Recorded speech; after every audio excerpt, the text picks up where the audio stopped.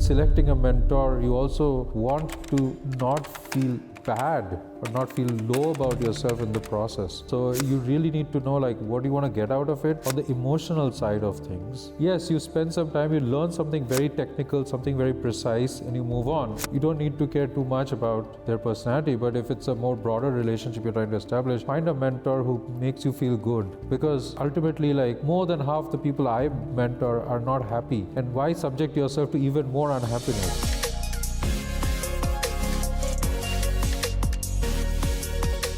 Welcome to this episode of Tech Career Money Talk Live. Excited to be here with Ritendra Datta. You may remember him from episode 31, where we talked about his journey from a PhD to being a team leader and now being head of applied AI at Databricks.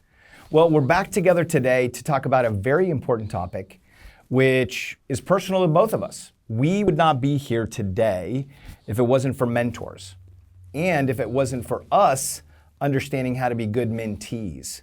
So that's the topic today that we really want to dig into. And so, Ritendra, number one, welcome back. Good to see you. Thank you so much for having me, Christopher, again. I mean, I'm so glad to be back chatting with you in person. It feels more three-dimensional than the last time. It really does. I got so much from the last conversation, but I always appreciate doing something like this live. And you and I are so passionate about mentorship. And to start that journey, I think the biggest question I get is, how do you position yourself as a mentee? So thinking back in your career and in maybe the transition when you were starting your internship at Google, how did you start positioning yourself to find mentors? Yeah, I mean, first of all, I wasn't a great mentee to begin with. Becoming a better mentee took years, right? Those who are starting out their career, you should get mentors. You should talk to them. You should build relationship. You should be super proactive about it. Now, that's what I didn't do. But Right. if I were to do it again, what I would do is find mentors that can actually help me. I'm going to want to help them help me. Right. So that's something that a lot of early stage mentees don't do, right? They think, for example, that you'll just find a mentor. The mentor will spend all their time and energy trying to figure out how to solve all your problems. Right. The problems will go away. Someone will serve on a platter the recipe for success. I'll just follow that, and it'll be especially because a lot of people early in their career were students just before that. So in school, they're just going through syllabus, going through curriculum, going through course after course, and then expecting that that's all they have to do. Someone will give me a homework. I'll do the homework. I'll get better. I've graduated. The mentorship at work is quite different. You don't really have people serving you anything on a platter. The first thing a lot of mentors will ask you is, what do you need from me? And then a lot of people turn up blank, they just don't know what to say. That is such an insightful observation. And I remember that from our first conversation, is that you observe and watch a lot of little details, which I really enjoy. And you're right, as we transition from university, we're programmed to go to professors for help, to go to the teaching assistants for help, and we're just on the curriculum.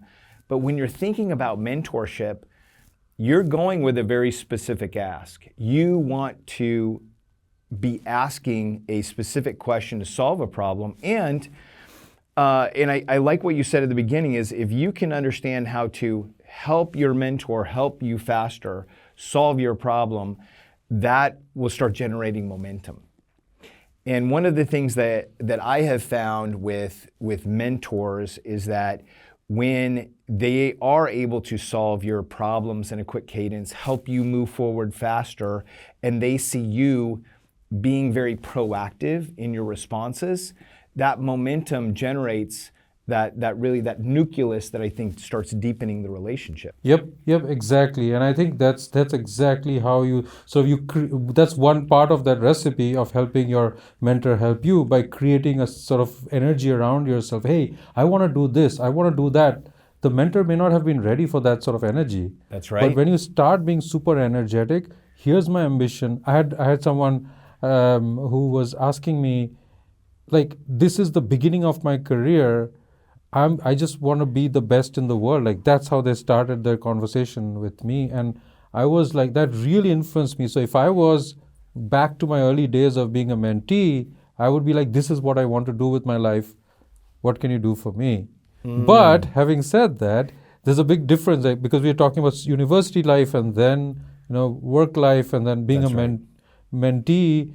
A big difference between university and mentee is a lot of time when you find a mentor in your company, they're not getting paid for it, whereas your That's right. professor has a bit of a financial incentive to do a good job with the thing. A mentor has much more limited incentive to like do a good job of being a mentor. So that's why that relationship becomes much more of a shared responsibility.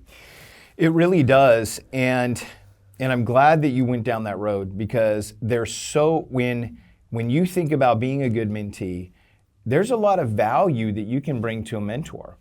And I was actually thinking about this on the drive over here, is that one of the ways that I would always help my mentors when I was younger is just check in on them. And I know you're passionate about this too, is sometimes it's just empathy. Like, how are you doing? Is everything going okay? Is there something that you have that I can help you with? Do you think, when you are a mentee and you're trying to lean into your mentor and you're trying to ask for help, there's a great opportunity there to start adding value to them. That doesn't always come at first, but look for those little opportunities, because, again, if you're bringing energy, if you're coming with clarity of this problem that you want them to solve, and then you're able to start helping them in some way. Maybe it's just feeling better about the day. Maybe they're not having a great day at work and you're able to be the person who is that empathetic ear. Some of those small things add up to creating this momentum. Yep, yep. And in fact, I think you meant to talk about the mentor asking the mentee, how are you doing?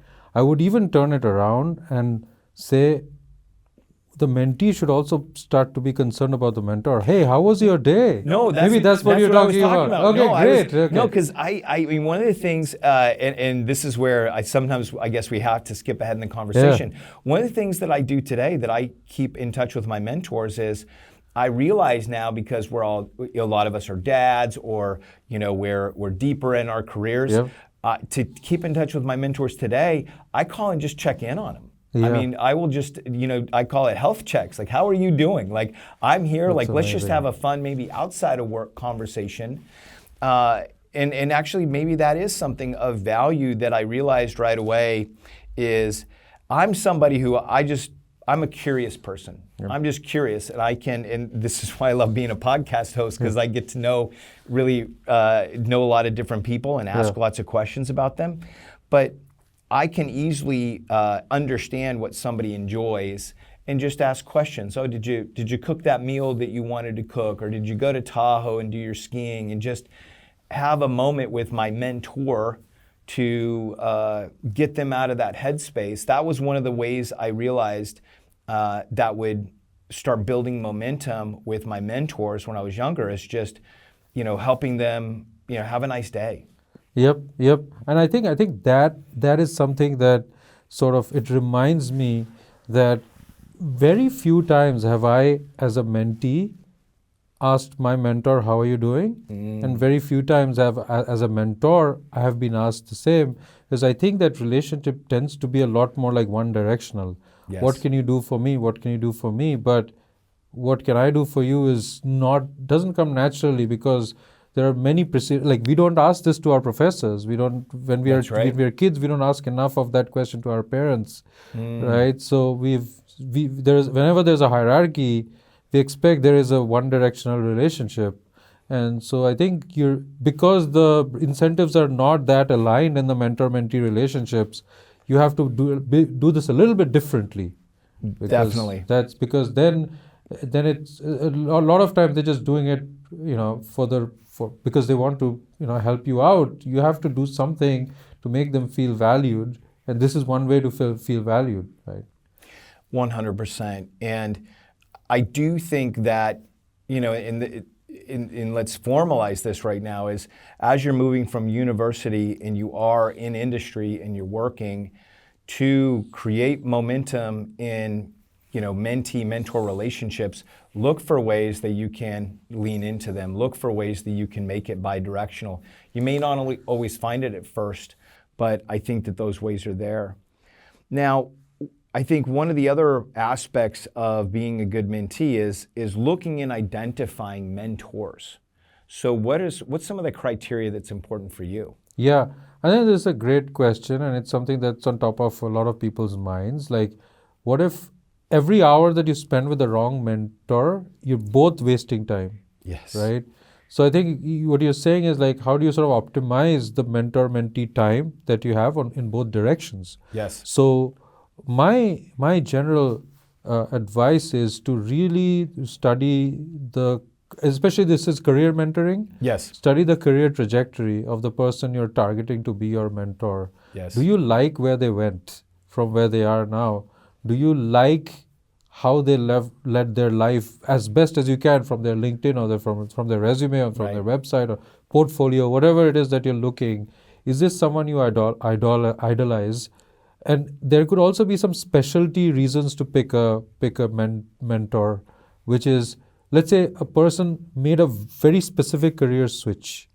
Even though the rest of their life and career is quite different from yours, a very specific, like a classic one I've been seeing a lot is, a lot of people want to move from infrastructure engineering. Like I'm an engineer, so I think a lot about engineering. I talk to a lot of engineers. They're moving from infrastructure or product engineering to AI, because AI is so big these days. Right. Everyone's like, how do I pivot to that? So they would look at some of our profiles and think, hey, you made the pivot. Usually, if they tell me that, I usually say, no, I did not make a pivot. I was always an AI person from undergrad, or even earlier, as I was like tweaking, playing around with this stuff. But there are others for whom that switch happened and it looks successful in terms of their career path. So that's one special reason. But if you want to have a more long-term mentor-mentee relationship, pick someone for whom like there's more in common, not just that one career switch. Like, oh, they took a career break, they became financial, like yourself, financially independent. Like, I would idolize you, like as someone like, someday I want to be financially independent, I not have to work. I hope my bosses are not listening. But but it's a great. I mean, looking at your personal success story, if that's something that appeals to me. By the way, financial independence, I hear that all the time. Yes. Everyone wants financial independence. They don't know how to get there. So they look for mentors who have been there. So like, even you are a great example of a mentor for someone who's looking for. I wonder if you have anything to add on that? I do, because I always go back. One of the things that you always like to share is, where did you fail early on that led in that direction? And when I was working for Accenture, there was somebody who, because when I look at mentors, at first, the first thing I focused on was their skill, because I really wanted to build deep technical skills, because I knew that when I had those, then I would have leverage. And there was somebody who I admired, and so I approached them, we had conversations, and I started helping them on a project, and I started realizing that while they were incredibly technically gifted, they were somebody that was just not nice to be around. Like they weren't that well-rounded person. And we've seen this, right? And it's out there. And so that was really, and I ended up sticking with that person for, good year and a half. And it was one of these, you know how it is when you're young in your career and you don't know what good looks like. You can stay in these points of pain and frustration, and you don't understand why. And then I started picking up a second mentor, because I wanted to become a better leader and a better manager, and this person was incredibly empathetic.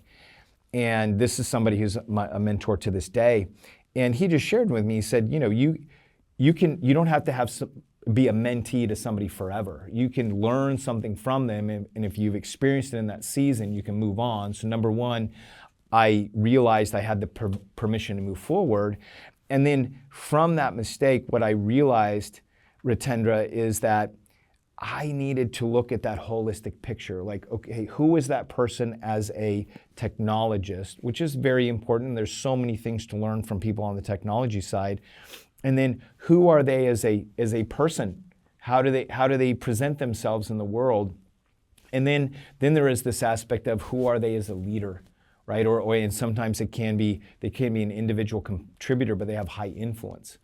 But those were the things, and those are sort of the three factors that I continue to look at to this day, because I think that mentorship is truly an accelerator to your career. Yep, that makes complete sense, and yeah, that's a great segue into like one of the things that I was thinking of, which is the how nice the person is should be a factor, and it should be related to how long you expect to be in a mentor-mentee relationship with that person. Because if they're not nice to be, you should be careful. That's why it might make sense to make an early judgment. You don't know how much depth you'll get out of them, but you can tell if they're going to be nice to you, they're going to make you feel better or not. But there are times, like I think this is all trade-off. Like everything in life is a trade-off. I learned from a colleague of mine. Like the trade-off here is there could be some genius who can teach you something, and you can tolerate them for a small period of time, but then you have to move on, like what you said. That's right. So in selecting a mentor, you also want to not feel bad or not feel low about yourself in the process. That's right. So you really need to know like what do you want to get out of it on the emotional side of things. If it's just purely technical, someone is the only person in the world studying some nano fabric or whatever. Yes, you spend some time, you learn something very technical, something very precise, and you move on. You don't need to care too much about their personality. But if it's a more broader relationship you're trying to establish, find a mentor who makes you feel good. Because ultimately, like more than half the people I mentor are not happy. And why subject yourself to even more unhappiness? That's right. So I didn't mention that, but you brought that up, which is like, how nice are they? Like test them out, like spend some time, and be prepared to just walk away and say like, I don't think this is working out. Well, and I think it reminds me of that old adage as we're talking. They talk about friends. You're friends for a reason, you're friends for a season, or you're friends for life. And I found the same thing with mentors as well, right? There is that reason, and I also think that there is sometimes a season. Maybe you're at a company and you're working together at a company during that period of time. And then there are those special mentor relationships where you know you're going to be talking to them, and sometimes you don't talk for a year or so, and then you touch base with them, and it's just you pick up where you left off, and those are super, super valuable. Yep, agreed, totally. So is this like, how do you like, when you became like experienced, right? I have a question back to you, right? Sure. 15 years, 20 years into your career or whatever, when you got really good at it, did you continue to build new mentors? Like that's a question I have, like, do you sort of, is there a budget? Like how many mentors can you have? I do. I think that there is as far as like active mentors, I think that there is a little bit of a budget, because it takes time and commitment on both sides to really have that deep relationship. And I think that as I have continued to grow as a person, as I've continued to grow in my career, I always seek mentors. And I think I was influenced because when I was younger, I had my maternal grandfather live next door to us, and he taught in high school basic arithmetic and carpentry and shop, and he was always just taking me under his wing and showing me things, and I just realized that my life was so much more rich because of the things that he taught. And so now I'm seeking mentors who are on the boards of companies, or mentors that are very experienced venture capital investors, things that I am in my nascency and I'm moving forward and trying to experience more, or experienced private equity investors where, that's where I spend, time on the investment side. And I think probably 5 to 7 is really, I think 7 is stretching it from a mentorship perspective, but I think having around 5. And I also think now also as a father, I've changed some of the dimensions, so it's not just all industry specific, but people who are further ahead on that journey as well.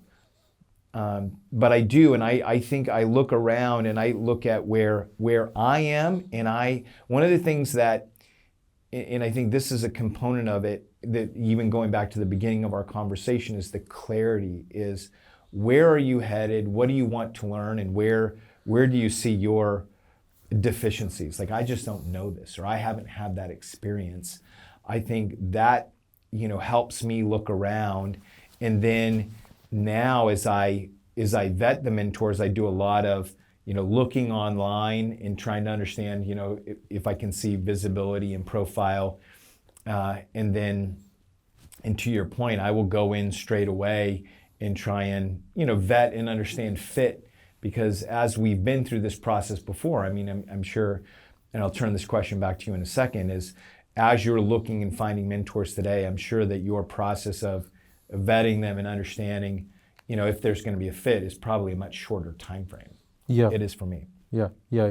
I think like the fit for me at this point, like the mentorship, finding a mentor and finding out if the mentor is going to stay on for a long time and happens very quickly.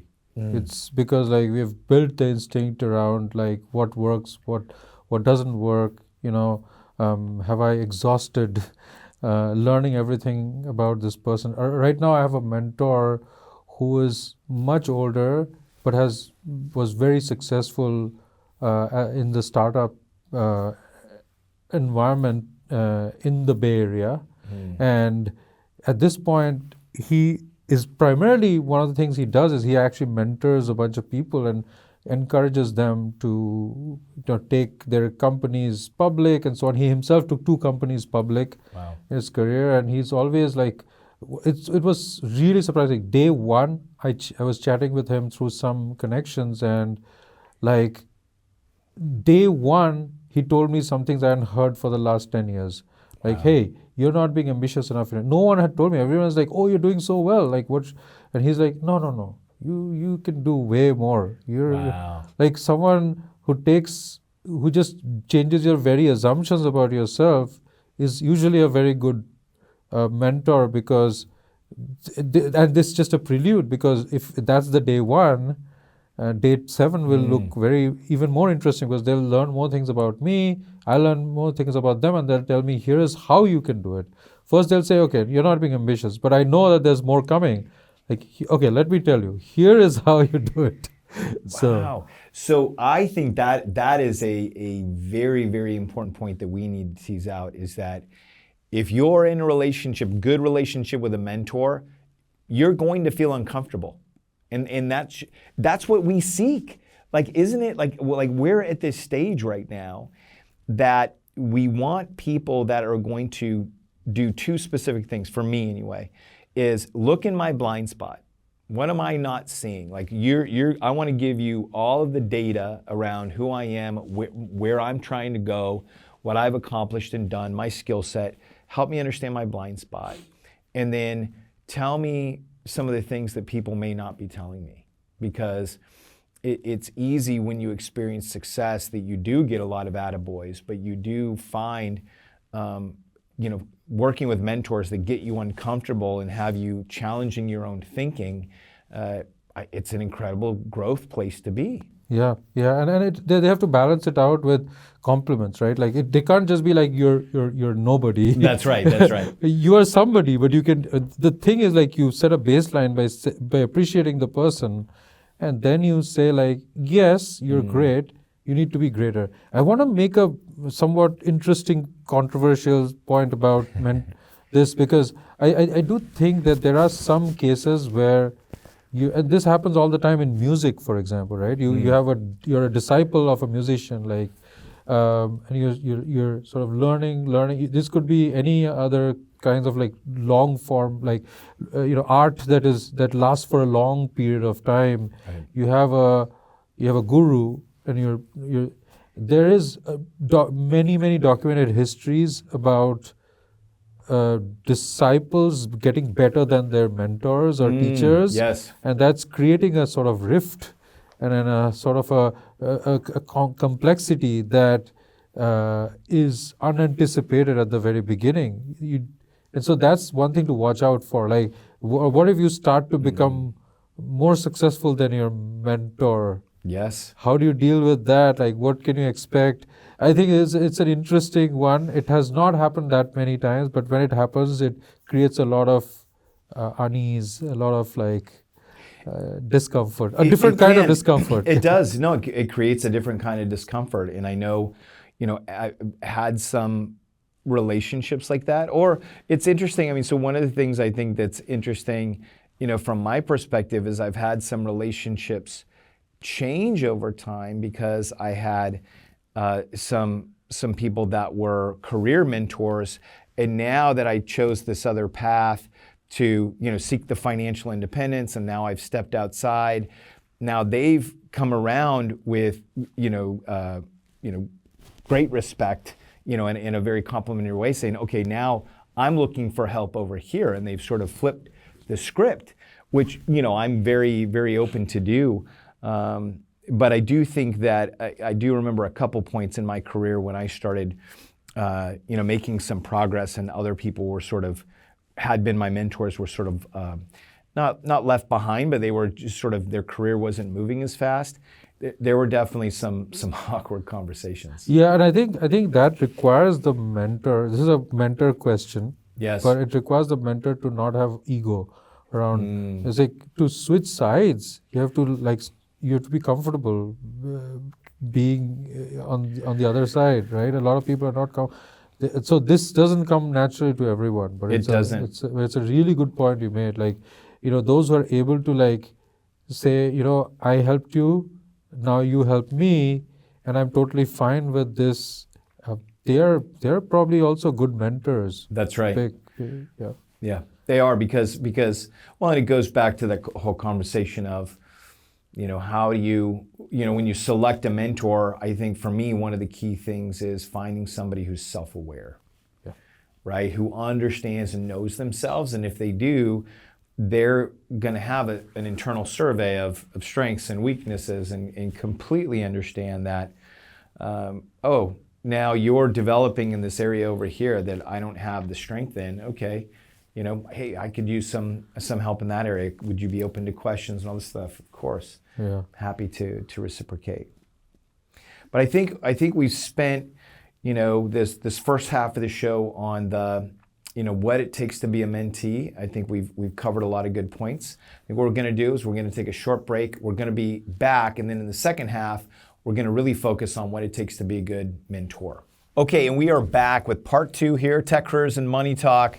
Ritendra Datta, being a great mentor. I want to start off because one of the impetuses for this podcast, and I was coming up to the Bay Area, and I saw a LinkedIn post of it looked like people that you posted, that you were talking about some mentees talking about horrible mentors. And it just made me realize, so many people don't understand how to do this right. And so help me understand, bring out, what were you hearing from people, and what do you see right now as potentially some of the issues here that we should talk about? Yeah, I think the most of them don't call their managers mentors, but I think most of them are complaining about their managers. But managers are mentors, right? They are. In some sense, these folks are complaining about a certain type of, a special kind of mentor, which is your manager. Right. And your skip level manager. A lot of them aren't in a great relationship with their managers and skip level managers.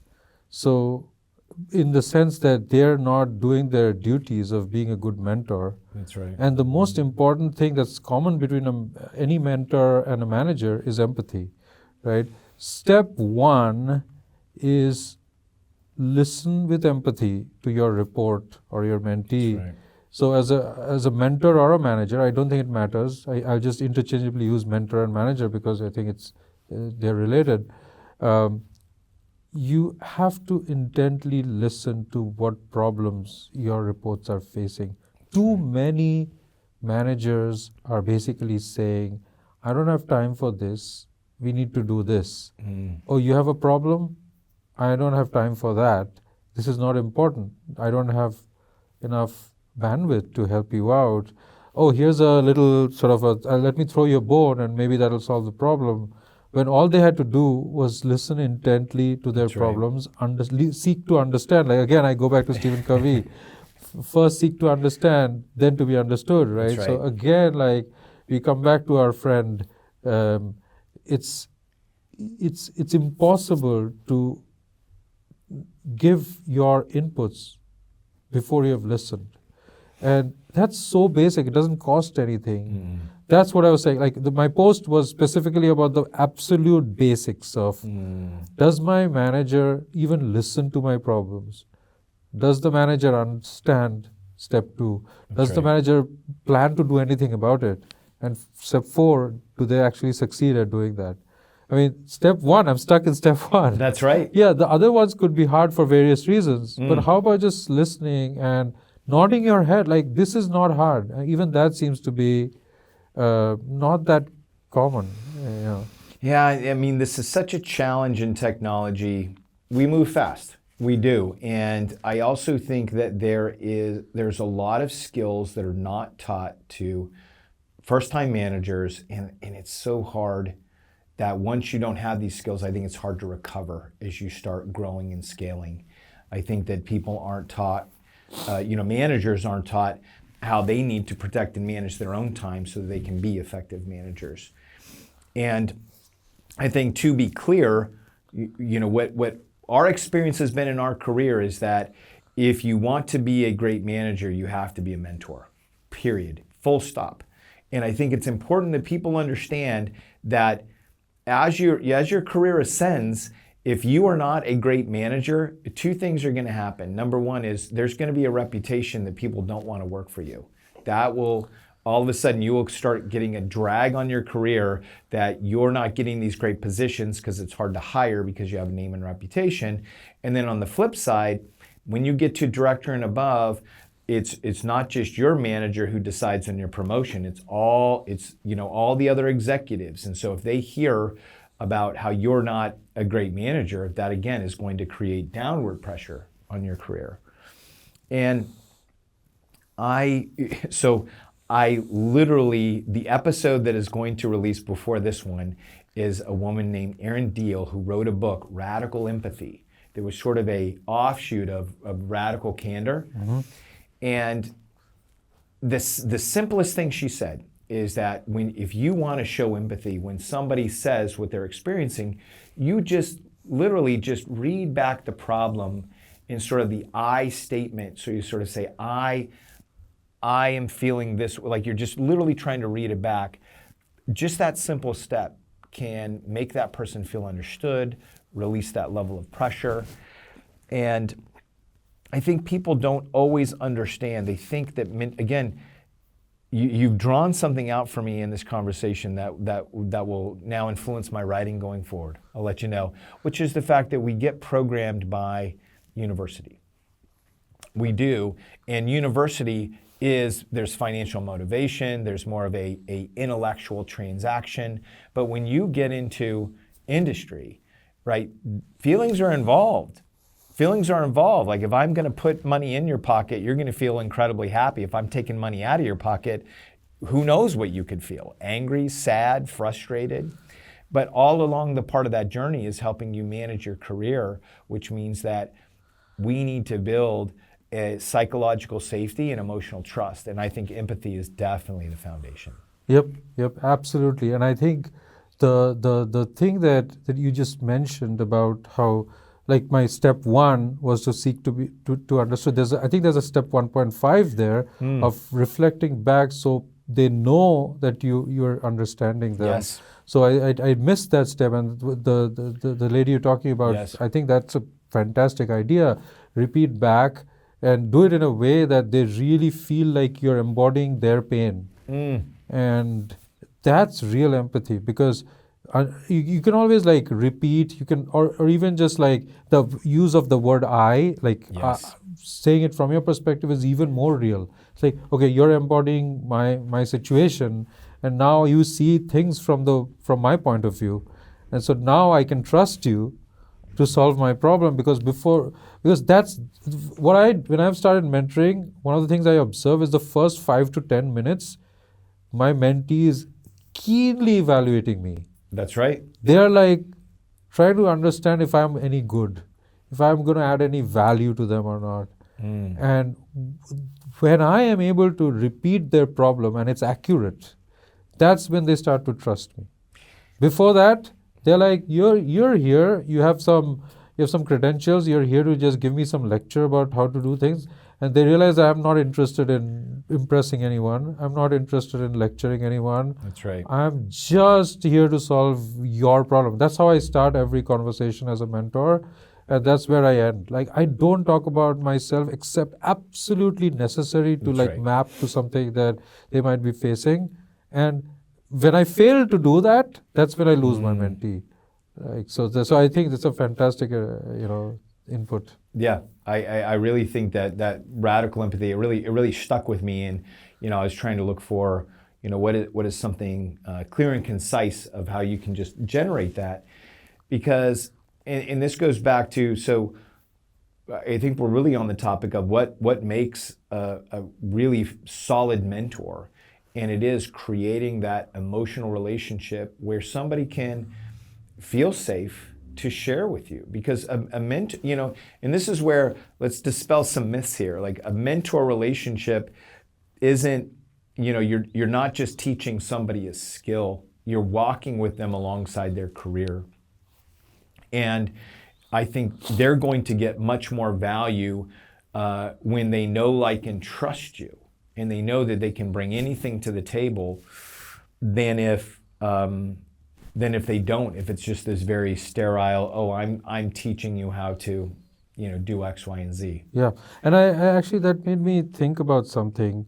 There is a risk. Here's my fear of becoming a bad mentor. When I've seen enough different cases, there's a risk of in those first 5-10 minutes of meeting someone, to map their situation to one of the situations you've seen in the past. And it's like, oh yeah, I've seen this, here's what you should do. And I've had a lot of bad mentors who are not officially mentors, like people who love to give me advice, who very quickly jump to a solution. Like, hey, That's here, right. oh yeah, I've seen this. I've seen in this past, oh, I know some people, oh, here's what you should do. Like, this is where they lose me, right? Or I lose them, which I don't know which one. But like, people are lost.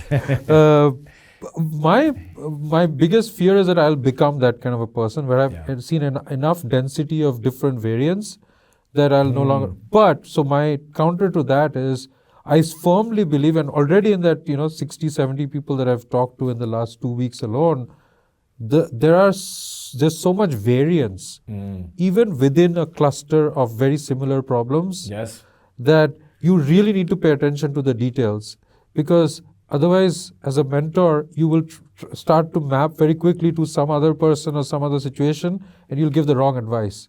So listen to completion, and you at some point in time you'll be like, no, this is interesting, this is different, this is slightly different, and that slight difference in this person's situation, That's right, is hard. And one very simple thing I've started doing: take a pause. yes. Like, if I take a pause, it means there's a new, like, it's like I'm an AI model. I'm taking new input. Every single input is valuable in and of itself. I'm going to take it and absorb it. I'm going to take some time to imbibe it in my neural networks, and then give advice. That take the pause is both figuratively is a good thing, in that you're listening intently, but it also gives you time to process what you just heard, so you don't do that mapping thing. Because that mapping thing is very dangerous. You're going to end up giving some vague advice, some generic advice to a person who's dealing with a very specific thing. And I agree 100%. And I think that, people want to know that you're solving a unique problem for them. Number one. Number two is people don't like just canned, not that it would be unsolicited, but they just don't want canned advice. Right? They want to know that you're really understanding them. And in fact, that is why they're even seeking a mentor. Because if it was generic, they would have read it in a book. They would have heard it in some lecture. That's right. Like maybe they'll just listen to this video and be like, "Oh, now I know everything." Right. Like, it's the generic advice only goes so far. Yeah, that's why they're seeking. Yeah. And this is where I think that as we're talking about being a great mentor, is really you're helping people sometimes navigate this intersection, right? As knowledge workers, we have all this knowledge, but it happens in our brain, and work involves so many emotions as well. And we're helping them navigate that, I guess you could call it a minefield, but that very challenging puzzle sometimes to solve to get people to progress. And there's a lot of unique patterns. There's a lot of snowflakes out there. Yep. There really are. There are. And then you start to at some point of time you start to see the periphery of all the different types of situations you've never seen. That's when you actually benefit as a mentor, when you learn something. The situation is so unique, a mentee can teach you to handle a situation. And so here's an interesting one, right? So someone describing to me this situation, and I'm like, okay, here's what I would have done. And then they say, before I could even say that, they'll say, and here's how I handled it. I'm like, that's better than what I would have told us. Yeah. Suddenly, it's a nugget of knowledge that I learned from the mentee in the first conversation, first 20 minutes of the first conversation. That's amazing. There's something for the mentor too, right? Oh, there is. I mean, this is where, touching back on our earlier conversation, right, where we are encouraging mentees to look at it as bi-directional, but the reality is that for mentors, being a mentor does provide tremendous value, because it allows us to, if you're mentoring outside of the people you manage, you're then getting a broader pool of data, and you're going to be able to be a better manager because you've seen a lot of different scenarios to deal with. Number one, you're also going to have much more practice. You have much more repetitions. Yep. That's going to help make you better too. And you then get this constant feedback, and you get ideas. Yeah, and that's a great point you made, which is the mentor has a more diversified perspective than your manager, probably, if they're not the same person. That's because right. They're talking to so many different people.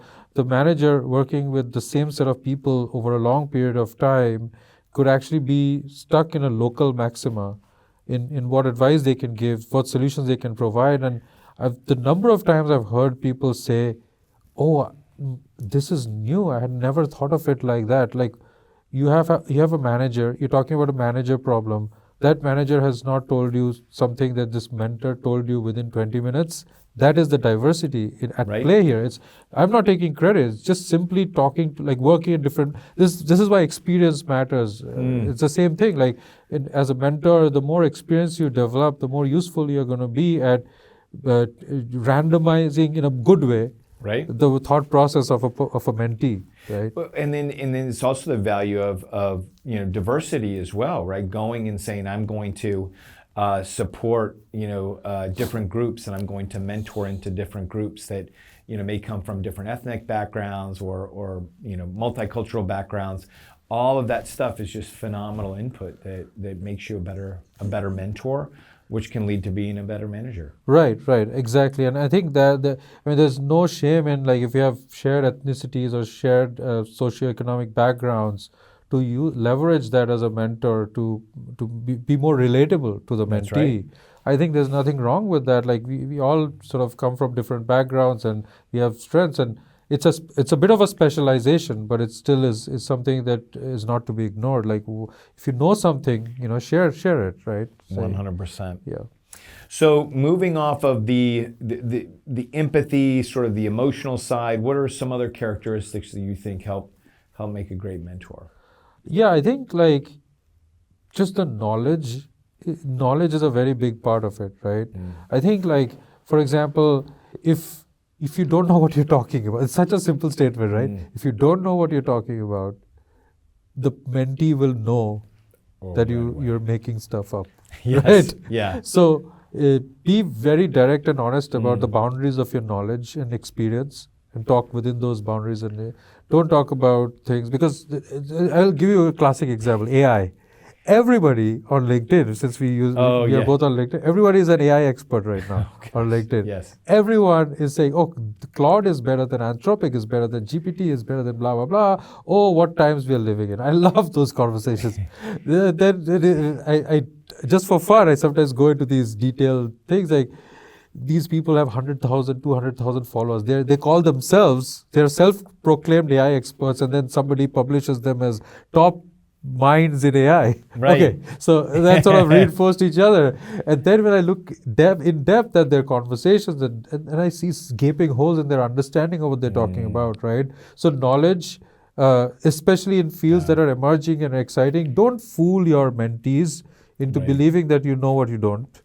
Just be honest and direct, and because I don't know why, but I think we underestimate the intelligence of people around us. I don't know, like maybe there is I think people just assume that they can just fool people. But I've noticed that even on LinkedIn, over periods of time, people are very good at gleaning genuine, authentic knowledge versus like, I read something somewhere and I'm just regurgitating it here, use Chat GPT, That's right. ironically, to make it look like, well-formed sentences on a topic, and then just don't do that. So that's one. So knowledge is a big one. The other one is, I think you already covered diversity. Yeah. Right? If you should diversify yourself as a mentor, like talk to different people, different backgrounds, different ethnicities, different countries. I was saying, like, I've talked to people from 4 different continents, probably like 10 different countries, all sorts of companies, like, big, small, companies at different stages of their success, people with different backgrounds. Tech, typically, because that's the bias that exists in people who come to me, chat with me. But there is so that diversity, you can take it to the next level and like really sort of proactively create diversity for yourself as a mentor. If you have only so much time to give to mentees, don't accept mentors. Like, don't accept mentors who are too similar. You can say, like, maybe you can learn from somebody else, or you can build your skills as a mentor by just talking to different types of people, different types of backgrounds. So that proactivity. I've never heard anyone say that, but I think it's I found that to be a useful one, because it also makes those conversations interesting, right? Yes. After a while, if you just see the same pattern, hey, I'm in this thing, I want to be AI. Like, after a while, like, you get bored, and like, if you get bored as a mentor, right, that's the end, because you will not be a good mentor. You're going to lose. So keep it interesting for yourself. That's right. So diversity is one way. The other way might be like, take on new challenges of mentoring people. I have mentees now who are much older than me, who have much more experience than me. They're coming, and I'm like learning from them, but then I'm able to help them in certain parts. But at the same time, I'm learning from them, and I'm seeing what kind of resilience some of these people have. It's amazing, right? They've been tolerating bad companies, bad relationships, bad managers for so long, and I would have given up so much more easily, but they did it for their family or whatever other constraints they had. So those are some of them. I don't think I have a full structured list, but if I were to repeat it, right? Of course, empathy, knowledge, the diversity of opinions and thoughts, and then keeping it interesting. So the energy. Oh yeah. The energy. I think energy is a good one in and of itself, right? Don't be a mentor if you don't have energy to be a mentor. That's right. Because it'll just drop the energy of the conversation, and people will perceive that as, this person is not interested in helping me. So that it relates to, it's problematic if you have empathy but you don't have energy. Right? Ooh, yes, so then, I want to help you, but oh God, I need to go to sleep. So that's something to avoid. No, you do need energy. And I think, and when I think about, the functions of a mentor, I think, the goal is you're trying to help people understand and guide them along this path and lets them know what works and what doesn't. So I think being transparent about the things that didn't work for you, being transparent about the things that didn't work out and why, I think that builds trust as a mentor. And I know that this is something that you're really good at, right? Is when you go into examples, I wasn't the greatest at first. Let me walk you through why that didn't work. Let me now show you how that's a lesson learned. In here's how I chose to move forward. Yeah. That's, just reciting that back. That's one of the things I think about in mentorship, is being able to articulate those stories and about here's what worked for me, here's the lesson that I learned, and you're telling it from this I perspective versus you should do that, I did this, you should do that. Yeah. When you're telling it from that first person perspective, it makes it very personal. Correct. And our jobs in the role of mentor is really to share our personal experience, the lessons that we learned from it, the strength that we got from it, in our personal way, and then asking what did you get from that, and asking the questions, what can you take away in a very conversational way. I think that's something that I found when you're able to mentor in that perspective in some of the capacities that you just talked about. I find that that's very, very, very helpful. Yeah, I just remembered, that's a really good point. And I also remembered one other thing. There is a bit of a generalization of some of the things you said, which is your own bias as a mentor. You're going to come in with your own biases. That's right. And especially the unconscious biases, you have to be extremely self-aware. By the way, that's related to empathy and everything else, but self-awareness is very important. Like, where are you coming from? What are your biases? You just looked at this person's resume. Where did you judge this person? What are you how can you fight your own judgment of this person? This person, for example, this is a very, you think someone is being way more ambitious than you think they will get to, right? Right. How do you not be biased by that? You've made a snap judgment that, this person is shooting for the moon, they won't get there. If you have that sort of thing, you're probably wrong, because you should never underestimate your mentee, right? So how do you sort of leave your biases, and also other kinds of biases exist. We have all kinds of biases in our head, and we are approaching the person with those. How do you leave those outside? That's number one. So how do you fight your unconscious biases? Number two is, I use this a lot, sample size 1 opinions. It worked for me, or it worked for Steve Jobs, or it worked for Satya Nadella, so it should work for you. Or anyone, it should work for anyone. Any 1 or 2 data points is almost never useful.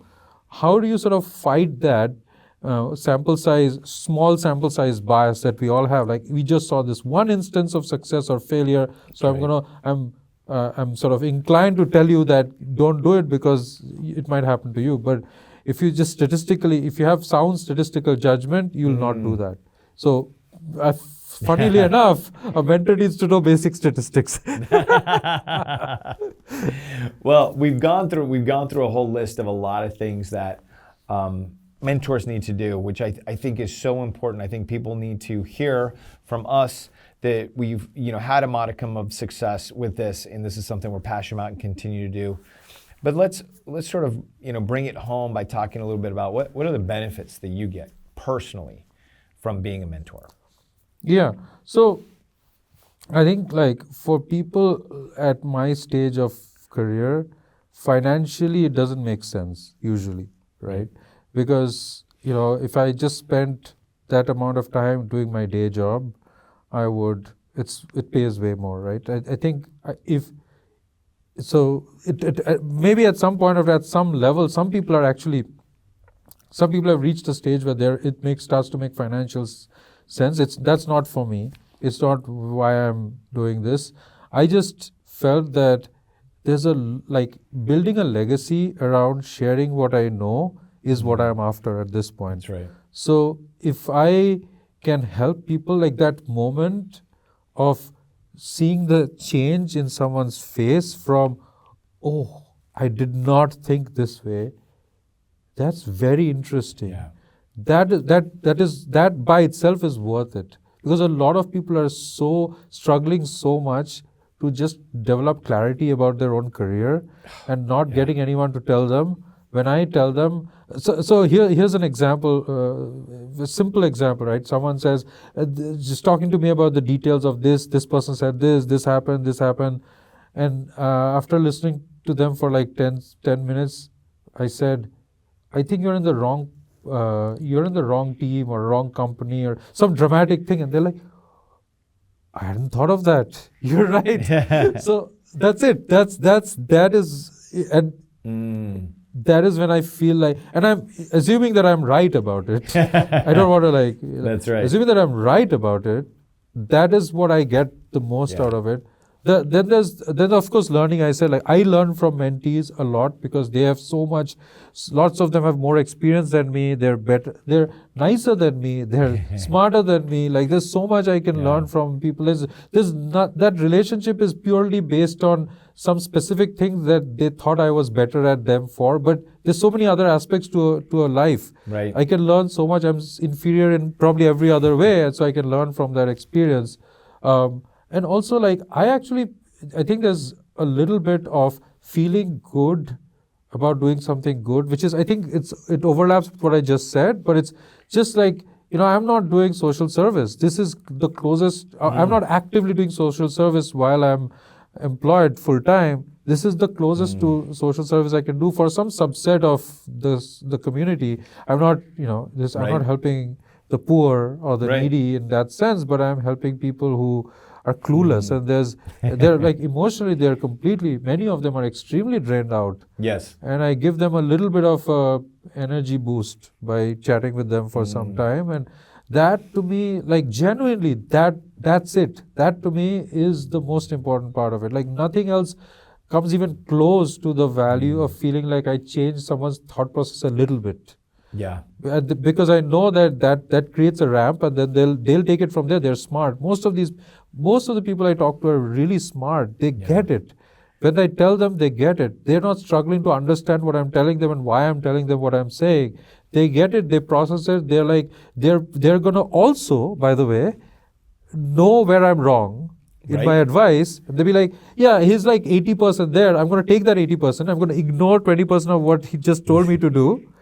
But that alone is good enough for them to get do what they need better, to do. because they're not going to 100% listen to me, because they're smart enough to know I'm not 100% right most of the time, right? So, but they need that going forward, and I think, mentorship.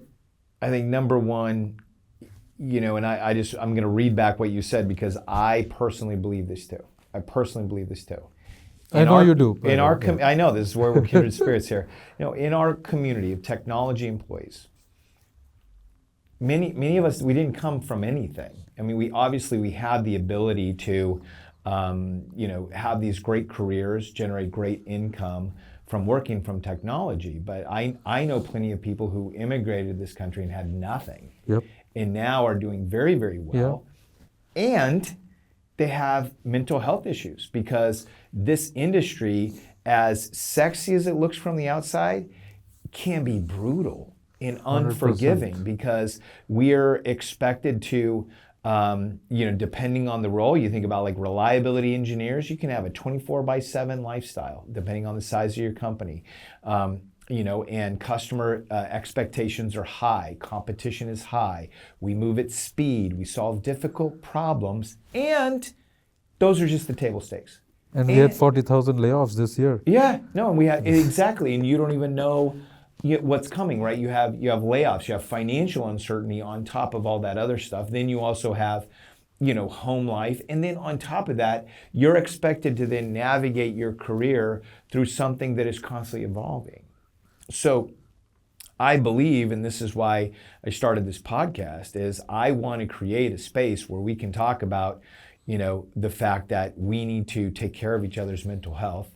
We need to provide advice, and this is what I get out of mentoring too.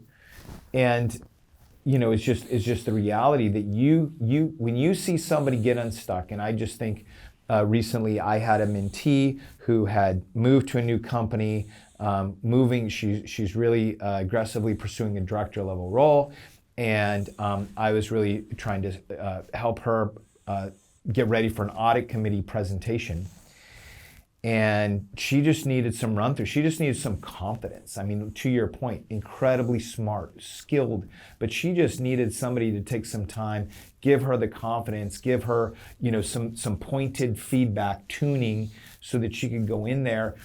And when you get the note, oh my gosh, it felt amazing to be in there. I saw their eyes on me. I knew they understood what I was saying. I felt all the things that she always wanted to feel. It's that moment where it makes it worth it, you know what I mean? And it's not about, I appreciated that, she obviously, thanked me and was very, generous with that. But for me, seeing her succeed, seeing her navigate through and realize that she's got a lot of that stuff. Yeah, I mean, I think that's the heart of it. I mean, everything else is sort of noise. Well, it is and it isn't. I mean, let's talk a little bit, because when you are doing that, let's say as you're managing a team, I mean, there is and sometimes I think, talk about bias. We can get biased because we've been mentoring, we're passionate about it, we love to do it, and I've created lifelong friendships around mentoring. But there are tangible benefits to your career. If you are a great mentor, if you're a manager and a mentor, you will attract people to you. They will follow you. Talent will start following you. And if you are able to create that environment, that will help your career ascend. I'd be curious but the managers and the people that are out there that attract great talent, they can then go and move to different companies and do great things because they know that they're going to be able to assemble a team in no time. Yep, exactly, and I'm benefiting from that right now as we speak. Yeah, I've had people from Facebook and Google where I used to work now work with me at Databricks. That's a privilege, because somehow my mentorship as a manager kind of worked in the past, so they trust that I will take care of them and I'll support them and I'll help them grow. So that's the trust with which they've come along with on the ride. So yeah, I completely agree with you. And then when you build a strong team that's very, very well mentored, like they take care of each other. Yes. Right. Yes. And then you get into this situation where a lot like when I think about the teams that I ran, and I think about Splunk specifically, just because was having a reunion with some colleagues, is we would make sure each other got rest. Like we would have those conversations. Hey, where are you on the scale? Okay, why don't you go take 3 days off? We've got everything. Don't even worry about it. Go take a mental break. We would make sure that we created this environment that we would take care of each other's mental health. And I think, teams that are mentoring and nurturing and caring for each other can, help protect each other in these types of this harsh environment. They start repeating the mantras, the messages. If one of them likes a message or a way of thinking, then they start repeating. You don't even have to be in the room. Like, what would this person have done in this situation? Like, now the spirit is in the room without you being in the room. Yeah, it is. And I think one of the greatest joys of mentorship is when you see one of your mentees become a leader. And then they may not repeat these things in the same way, but they're building teams in the same way, because this is ultimately why we do this, right? Is to continue to create a very healthy culture doing the thing that we love. Yeah. We love technology. Front row seat to the future, right? On the bleeding edge, right? We talked about that last time. Yeah. And if we can mentor people well and create good and healthy teams that support each other in the midst of all this, then I think that, who knows what we can achieve. Yeah. Cool. I think that's our mic drop moment. I also think that you're going to be turning into a pumpkin. So do you want to give people just a quick update on your mentor program? Yeah, I've been overwhelmed with mentoring requests, but I'm still, depending on the situation, I think really like the judgment call I'm making is who needs my help the most. and prioritizing people. Like they get to on Mentor Cruise. I'm on Mentor Cruise, and Yep. I've had many people talk to me. I love the platform, and I love the fact that it's got a well supported set of tools, so you can apply, you can give your situation. I'm making a judgment call because my time is limited. Yeah, of course. I'm doing it on nights, Yeah. so there's only so much night time I have. But if you have a situation where you really think you can map your situation to someone like me, parsing that situation and being able to help, please write over there, and I'll do my best to help. And don't like a lot of the mentorship is like one-off. Right. And that's good enough. Like you don't need a long-term mentor. You just need a one conversation, someone to tell you differently.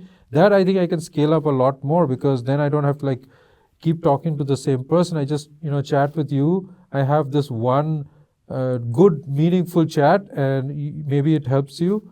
Maybe it doesn't, but you can give it a shot. And I think I'm much more open to like one-off chats, because they're they're sort of more scalable, and given the time I have. Yeah. Great. Well, I'll make sure and put that link in the show notes. But thank you so much, Ritendra. Appreciate your time. Thank you so much, Christopher. Thank you. You're welcome.